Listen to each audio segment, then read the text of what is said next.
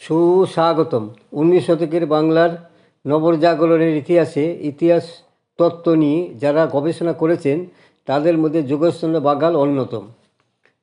1940 খ্রিস্টাব্দে 37 বছর বয়সে বাগাল তার প্রথম গবেষণা করতে মুক্তি সন্ধানী সম্পূর্ণ করেন।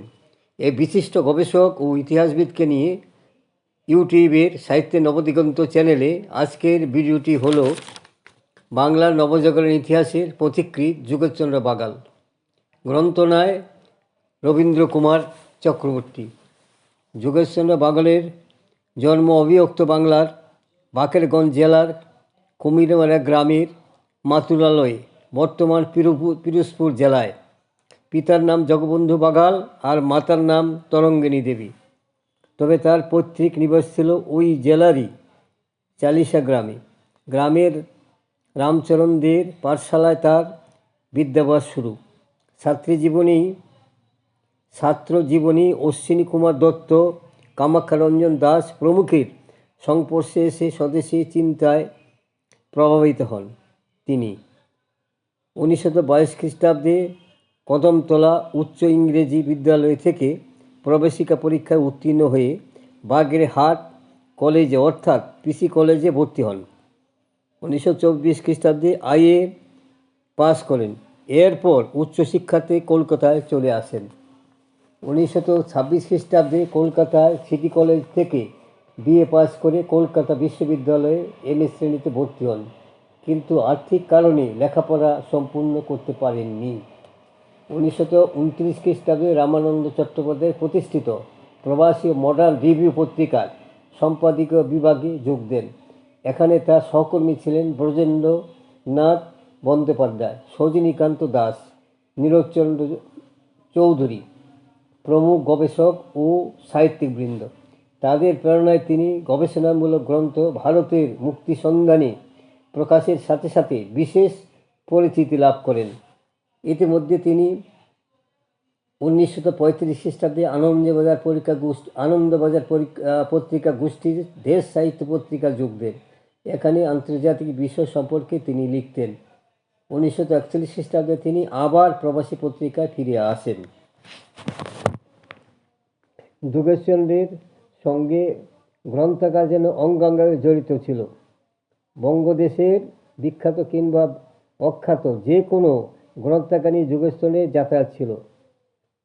তথ্যমূলক বই না পড়ে কোনো কিছু জানা যায় না। গ্রন্থাগারগুলি ছিল তার গবেষণার জন্য পীঠস্থান স্বরূপ। উৎসে না গিয়ে তিনি কখনো লিখতেন না। তাই 30 পাতা পড়ে ও 3 পাতা লেখার সাধনাকে তিনি জীবনে গ্রহণ করেছিলেন। যোগেশচন্দ্র বিভিন্ন গবেষণার উপকরণ সংগ্রহ করতে যেসব গ্রন্থাগারে যাতায়াত করতেন সেগুলির মধ্যে উল্লেখযোগ্য ছিল অ্যালবার্ট লাইব্রেরি। গোলদিঘিতে অ্যালবার্ট হল অবস্থিত ছিল। এখানকার রিডিং রুমের সঙ্গে যোগেশচন্দ্রের যথেষ্ট সম্পর্ক ঘনিষ্ঠ ছিল।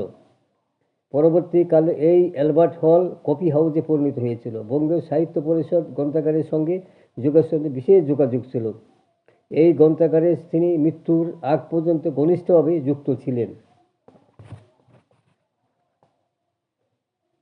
1932 খ্রিস্টাব্দে যোগেশচন্দ্র বঙ্গীয় সাহিত্য পরিষদের সাধারণ সদস্য হিসেবে যোগ দিয়েছিলেন। 1943 সালে তিনি পরিষদের গ্রন্থাধ্যক্ষ হয়েছিলেন। বঙ্গীয় সাহিত্য পরিষদের বিভিন্ন প্রকাশনা সংক্রান্ত কাজে যোগেশচন্দ্র যুক্ত ছিলেন। প্রতিদিন অফিসের ছুটির পর তিনি পরিষদে এসে গবেষণা কাজে নিযুক্ত থাকতেন।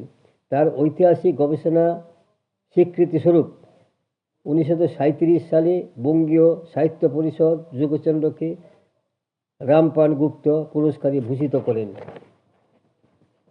বাংলার নবজাগরণের ইতিহাসের পথিকৃৎ যোগেশচন্দ্র বাগালের রচিত বিখ্যাত গ্রন্থগুলির মধ্যে উল্লেখযোগ্য হল মুক্তির সন্ধানী ভারত, 19 শতাব্দীর বাংলা, কলকাতার সংস্কৃতি কেন্দ্র, হিন্দু মেলার ইতিবৃত্ত, বাংলার নবজাগরণের কথা, জাগৃতি ও জাতীয়তা, বঙ্গ সাহিত্যের কথা, জাতীয় আন্দোলনের বঙ্গনারী, বরণীয়, ভারতের মুক্তি সন্ধানী, ডিভিজিও, জাতি বৈর, বিদ্রোহ বৈরতা, বাংলার স্ত্রী শিক্ষা, সংকল্প সাধনা। এছাড়া বঙ্গীয় সাহিত্য পরিষদ প্রকাশিত এবং সাহিত্য সাধক চরিতমালার অন্তর্গত লেখকদের জীবনী ইতিহাস সম্পর্কিত আকর গ্রন্থের মর্যাদা লাভ করেন।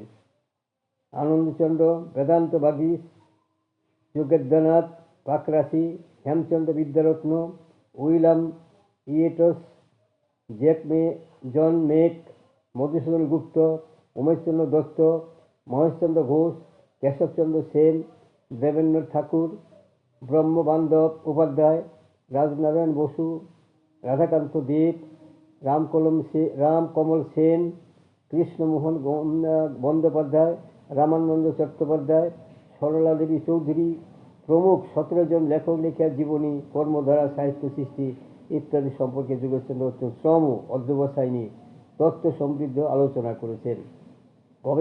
গবেষক যোগেশচন্দ্র সেন সম্পাদিত গ্রন্থের সংখ্যাও কম নয়।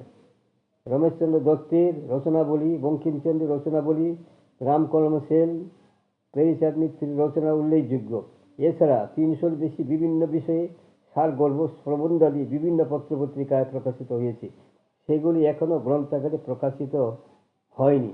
যোগেশচন্দ্রের ইংরেজি রচনার সংখ্যাও কম নয়।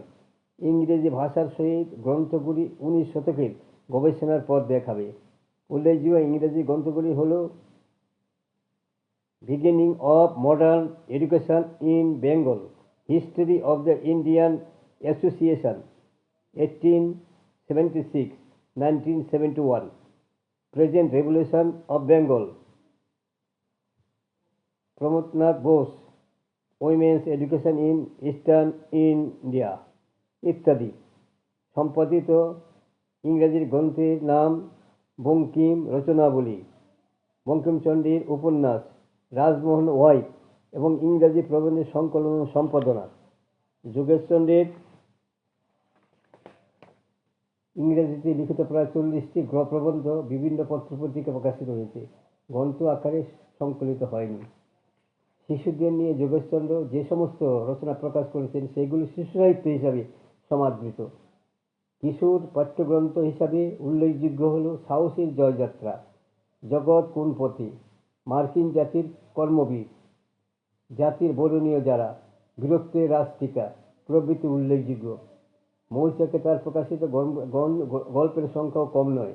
উল্লেখযোগ্য রচনাগুলি হল কালবৈশাখী, নৌকা বাওয়া, সাঁতার কাটা, রূপকথা শোনো, আলাপনা, নবান্ন, কৃষিকাজ, মৎস্য শিকার, দশহরার পরে দশহরা ইত্যাদি। বাংলা সাহিত্য বিষয়ে গবেষণায় স্বীকৃতিতে বঙ্গীয় সাহিত্য পরিষদ 1956 খ্রিস্টাব্দে তাকে রামপ্রাণ গুপ্ত পুরস্কারে প্রদান করেন। এছাড়াও তিনি 1962 খ্রিস্টাব্দে সরোজিনী বোস স্মৃতি স্বর্ণ পদক এবং 1966 খ্রিস্টাব্দে শিশির কুমার পুরস্কার লাভ করেন। 1958 খ্রিস্টাব্দে বিদ্যাসাগর স্মৃতি বক্তৃতা ও 1968 খ্রিস্টাব্দে শরৎচন্দ্র স্মৃতি বক্তৃতা দেন। বন্ধুগণ, আমার সংক্ষিপ্ত ভিডিওখানি এখানে শেষ হলো। যদি আপনাদের মনোনীত হয় তাহলে সাবস্ক্রাইব, শেয়ার এবং লাইক করতে ভুলবেন না যেন। গ্রন্থনায় রবীন্দ্র কুমার চক্রবর্তী।